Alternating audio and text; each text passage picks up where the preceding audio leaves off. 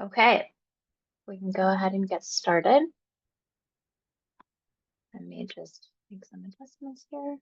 Okay, good morning, everyone, and welcome. My name is Marissa Loeffler, and I'm part of the events and marketing team here at Veros Real Estate Solutions. I will be your moderator for today's session. Demystify the UAD 3.6 transition, what you need to know and how to prepare. We are so excited and so glad that you could join us today. As you likely know, the Uniform Appraisal Dataset, or UAD, is evolving. And version 3.6 introduces some significant changes that will impact how appraisal reports are created, how they're submitted, and just overall managed, right? So from larger file sizes and new formats to an updated submission model, there's a lot happening. There's a lot going on, and we are here to help you make sense of it all. So for those of you who may be new to Veros, just a quick background. Veros is the primary architect and technology provider for the GSEs Uniform Collateral Data Portal, or UCDP. And we also support the FHA's Electronic Appraisal Delivery Portal, EAD. So our platforms are deeply integrated into the backbone of the real estate finance ecosystem. And we're proud to partner with lenders, tech providers, and AMCs across the country to provide smarter, more efficient valuation workflows. So with that, I'd like to go ahead and introduce today's speakers. We have Richard Ching joining us today. He is the Vice President of Engineering at Veros, and he will go ahead and share some technical insights and the changes that are coming ahead. We also have Kristen Greedle, Director of Product Management, and she will walk us through the differences and how you can prepare for just an overall smooth transition. And again, I'm Marissa Loeffler, your moderator for today's session. So again, here's a quick look at what we'll be covering today. We'll start with an introduction to Pathway 3.6, key changes from 2.6, and why 3.6 matters, what lenders and partners need to prepare. And finally, we'll open it up for some Q&A at the end of our session. Just a quick note before we get started, the chat will be open, so you're able to submit your questions. However, we will be holding our questions until the end of the presentation during our Q&A session. And then just a reminder, a copy of today's slide deck and recording of the webinar will be emailed to you following the session.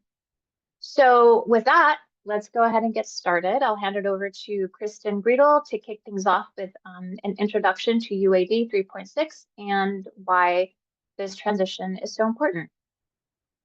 Thank you, Marissa. Appreciate everybody's time today. We are hoping that we answer some of your questions and kind of take this down from a 10,000-foot level that a lot of people have been talking down to maybe like a 5,000-foot level. We have a lot of documentation that gets into the weeds too, so we'll touch on that at the end and making sure that you guys have access to as much information as you're looking for. So as everybody knows, the GSEs have announced the effort to modernize the appraisal process, moving away from property type specifics to a single dynamic URAR. So as a result of that, obviously they are shifting from the current UAD 2.6 version to the 3.6 version, which is going to impact all of us on this call if you are dealing with appraisal data, submitting it, transmitting it, consuming it. So what that means is that ultimately anyone that is part of that process, including Pathway and any other appraisal submission paths, are going to have to adapt to this new UAD 3.6. On the right, we talk a little bit about the timeline. This is the GSE's published timeline as far as the dates themselves. Up until today and through September, any appraisals that are being submitted through UCDP are on the UAD 2.6 format. Effective September 8th, with limited production, they will be introducing the UAD 3.6 pipeline. So if you are a lender that is interested in becoming an early adopter, you would be reaching out to the GSEs now to kind of talk through what those steps look like and get approved to participate starting in September. So effective in September, you're going to see UAD 2.6 and a few UAD 3.6 appraisals being submitted through UCDP. When you kind of fast forward to the end of next year in November, UAD 2.6 ends. There will no longer, excuse me, be initial submissions of UAD 2.6. Only resubmissions or updates to original appraisals would be allowed on the UAD 2.6, while all of the new appraisal submissions are going to be going through UCDP on the UAD 3.6 format. So that's effective in November. Essentially, we're flipping over from 2.6 to 3.6. And then by May of 2027, UAD 2.6 is retired and will be read-only. And that's when you're going to see all appraisal submissions and resubmissions being completed through UAD 2.6. Just a note that if you are submitting a UAD 2.6 appraisal, any resubmissions will need to follow that same format, UAD 2.6, same for 3.6, so you can't kind of mix and match.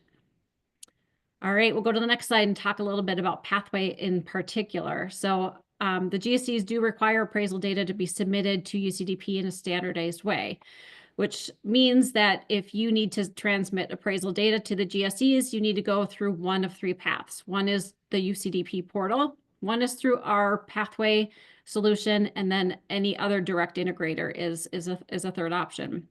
So pathway is led by Veros, which to Marissa's point earlier, we do provide the technology behind UCDP. So in some ways, we are a little bit of experts. So that is something that you can rest assured that the pathway, the API is something that has been well designed and kind of vetted over and over with the GSEs. So the appraisal data goes through one of those paths and ultimately gets to UCDP, which then sends it over to Fannie Mae and Freddie Mac. Just a note that Pathway does also support FHA's EAD appraisal submissions. While FHA has not announced their timeline yet for adopting 3.6, we are positioned to support them in that initiative if and when they choose to go down that path. But for today's webinar, we are really focused on the UCDP appraisal submission path. All right, next slide. So from an impacts perspective, a couple of things that are changing. A new API was built. So for all of our pathway customers, there will be a new API to build to. So there will be a 2.6 API as well as a new 3.6 API. So they will remain separate, but they will both remain available until the GSEs retire UAD 2.6 in 2027. So because there is a new API and there is a lot of changes and differences, we decided to also create a new technical integration guide to go along with that 3.6 API. So once again, it's just easier to keep everything separate, but now you'll have access to information and all of the details through the technical integration guide, either for 2.6 or the new 3.6.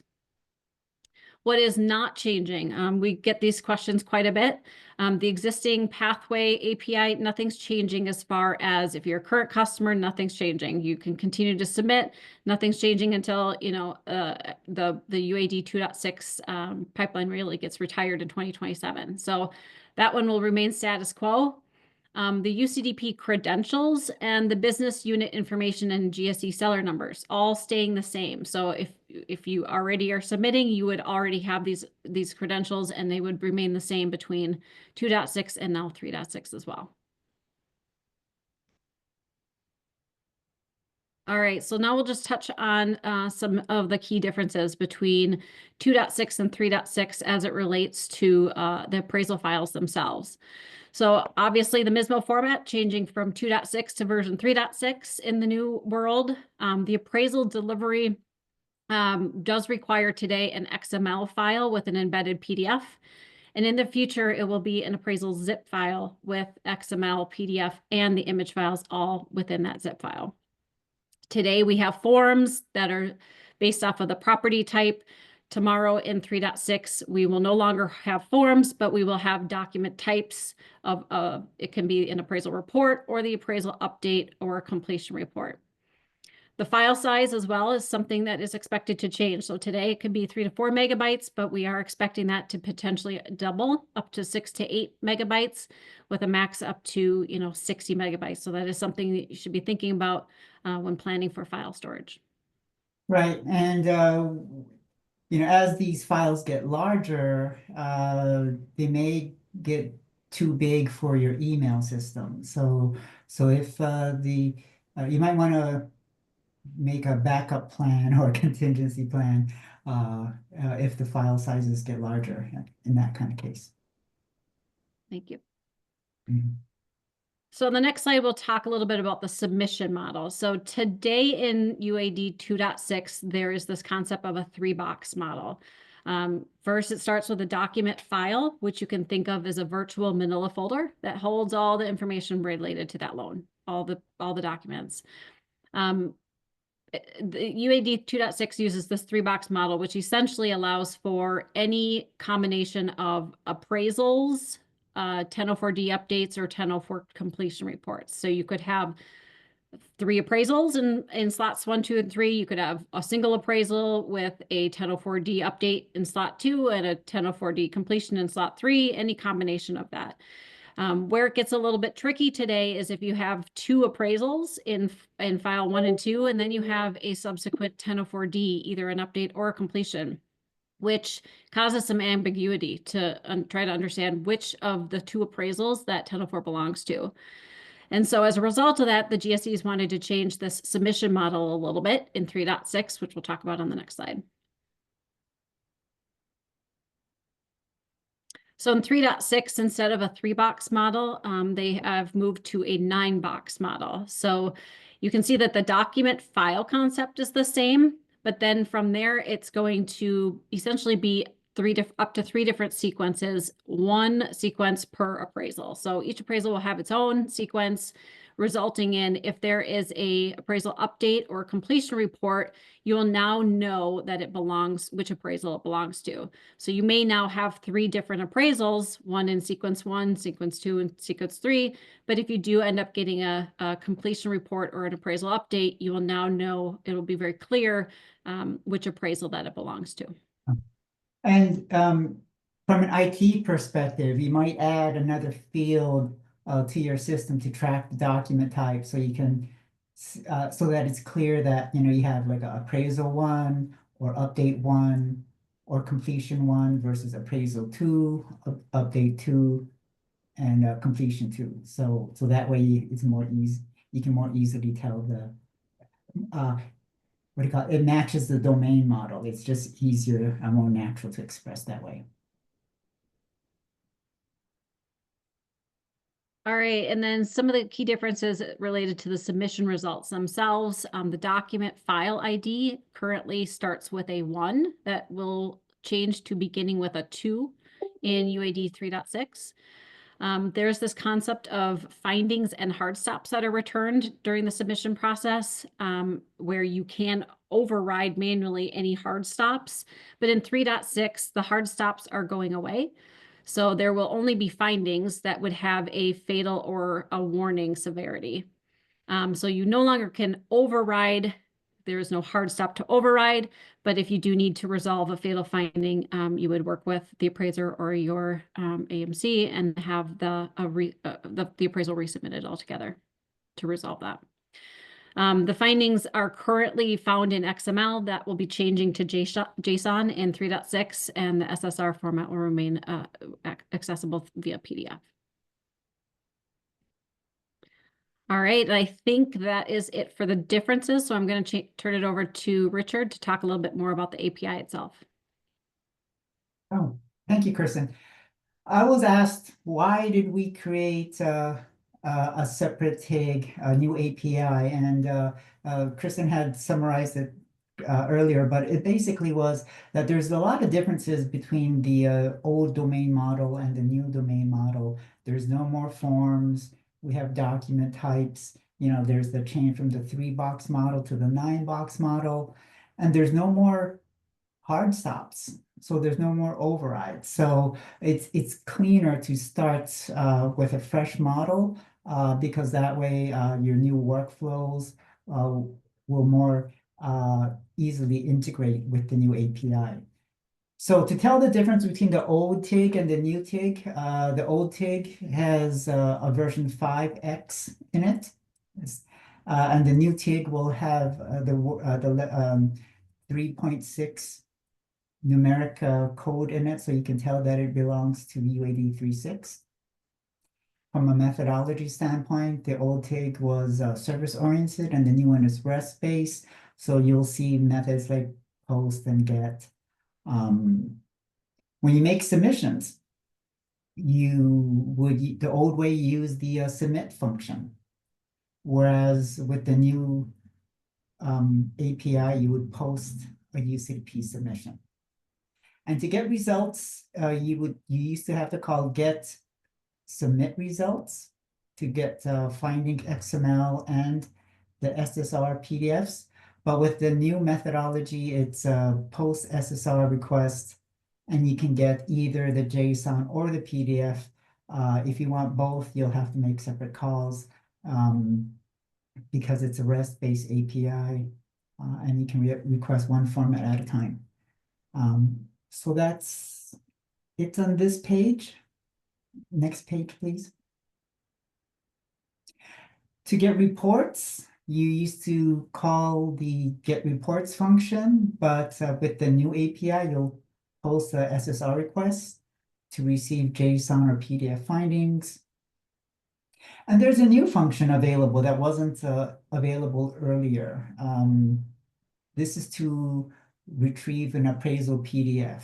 Previously, you could only get the appraisal PDF by logging into the UCDP portal and manually downloading it. But with the new API, you'll be able to post an appraisal document request and get either the appraisal PDF or the appraisal XML.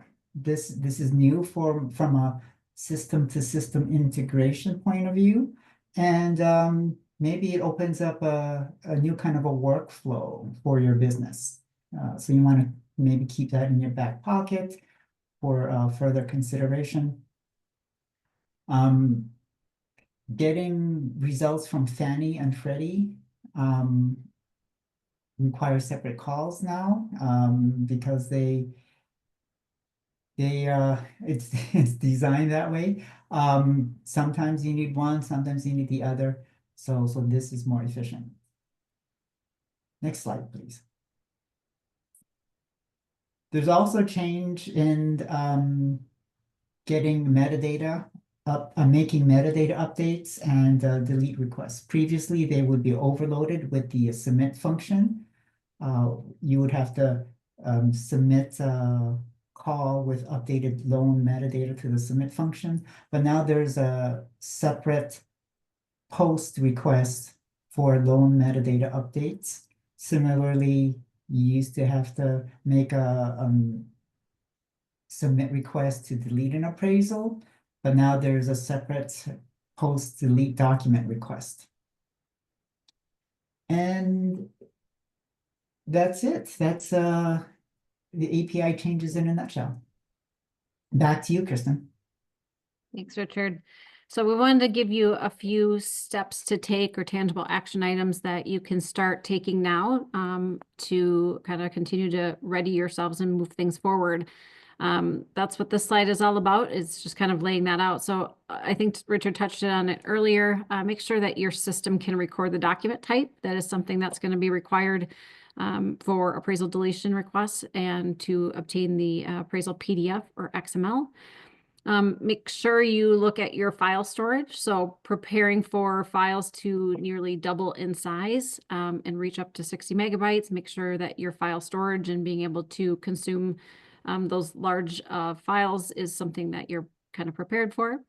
Planning your roadmap. So integrations to Pathway or UCDP are averaging 3 to 6 months. So if it is something that you're interested in participating in September for the early adoption and limited production, that's only a few months away. So certainly be thinking about how and where to fit this into your roadmap. Be proactive, reach out to us or others. Veros does have a Pathway 3.6 migration guide. That's going to be a little more high-level detail for the business side of things. Of course, we have our technical integration guide if you're looking for more technical details. Either of those are accessible. You just need to reach out to us and we'll be happy to provide that information. Stay informed, join industry webinars like this one and others. There's a lot of great content out there. Fannie Mae and Freddie Mac have an abundance of information on their websites that are dedicated to this transaction. We certainly kind of encourage you to make sure that you're familiar with all of the information and documentation that's out there. And get support. We are here to help. We want to make sure that we are a resource for you and for our industry partners. So please reach out if there's questions that we didn't touch on today or more information you'd like to see. And on the next slide, we just kind of talk a little bit more about some of the links directly to the GSEs websites around some of the items you might want to take a look at or familiar yourself with. There is a really great training that really helps understand what the new redesigned URAR looks like and how it will work. So certainly encourage you and your teams to participate in that training to get more familiar with what's happening and practically what that new appraisal is going to look like. There's also links to the lender readiness kit. There's a whole playbook that's on the websites. There's samples, there's mapping, there's any kind of documentation that you would need either from the business side or even on the technical side is really well laid out on the GSEs websites.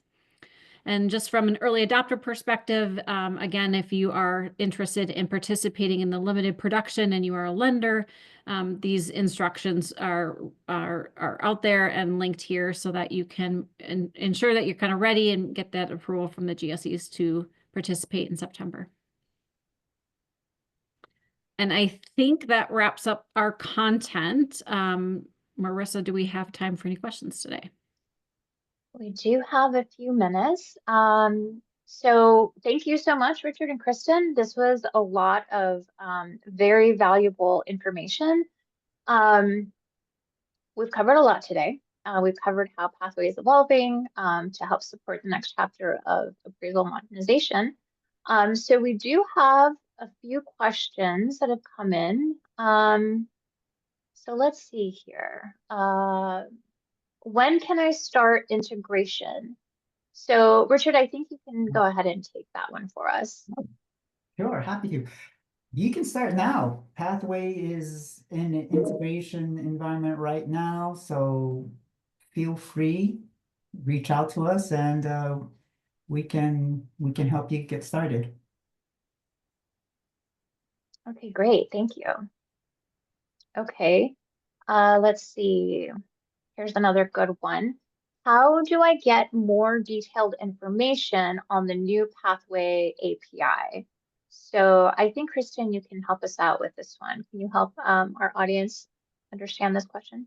Yeah, we touched on it a little bit earlier, but so Veros has lots of documentation. We've already gone through multiple rounds of integrations to UCDP with the direct integrators, and so we have already started a list of FAQs that we will be publishing in the near future around just all of the things related to integrating to the new UCDP and UAD 3.6. So watch for FAQs to be published both through our website, and I'm sure we'll share it out on social media. We do plan to continue to include blogs or webinars or whatever makes sense based off of the feedback that we are getting from our customers and from the overall industry. So yes, we do plan to continue to share information out there, as well as please just reach out if you are looking for any detailed documentation. We would be happy to share it. Great, thank you. Let's see, here's another good one. Will Veros be offering any additional education on this topic?